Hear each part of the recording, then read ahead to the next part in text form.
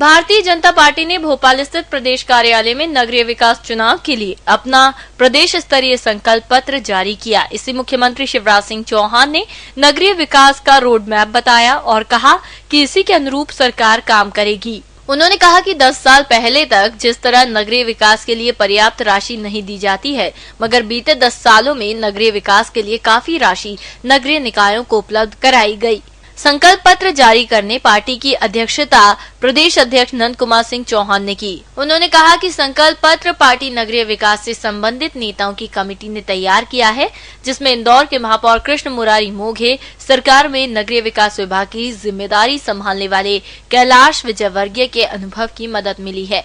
कार्यक्रम में पूर्व मंत्री कैलाश जोशी, केंद्रीय मंत्री नरेंद्र सिंह तोमर सहित अन्य नेता मौजूद थे। मुख्यमंत्री ने घोषणा पत्र जारी करने के बाद कहा कि शहरों में लोगों को मूलभूत सुविधाएं आसानी से उपलब्ध कराना ही भाजपा का उद्देश्य है। इसके साथ ही शहरों में स्वच्छता पर भी विशेष ध्यान दिया जाएगा। इसके लिए उन्होंने मुख्यमंत्री स्वच्छता मिशन चलाने की भी घोषणा की, जिसमें प्रदेश के विभिन्न शहरों में 3.5 लाख शौचालय बनाए जाएंगे। इसके साथ ही कचरा निपटान के लिए वैज्ञानिक पद्धति का उपयोग किया जाएगा, जिसमें घर घर से कचरा उठाने का तरीका भी शामिल है।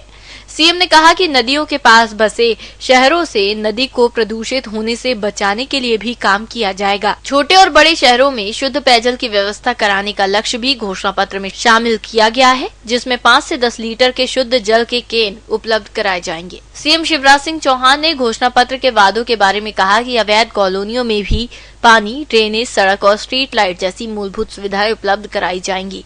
शहरी विकास के लिए 37,000 करोड़ रुपए के बजट की बात भी उन्होंने की। 2018 तक 5 लाख घर बनाए जाएंगे। शहरों का विकास पीपीपी मॉडल पर किया जाएगा। सीएम ने कहा कि प्रदेश की कृषि भूमि को बचाने के लिए शहरों में बहुमंजिला इमारतें बनाने पर खास ध्यान दिया जाएगा। भारतीय जनता पार्टी ने जो संकल्प पत्र बनाया है वो हमारे लिए रोड मैप है और आने वाले 5 साल में संकल्प पत्र समिति ने, भारतीय जनता पार्टी ने जो संकल्प किए हैं और हमें लक्ष्य दिया है, उस लक्ष्य को पूरी संजीदगी के साथ हम पूरा करके देंगे। संकल्प पत्र आपके सामने है, लेकिन मैं केवल उसकी कुछ बातों की तरफ आपका ध्यान आकर्षित करूंगा।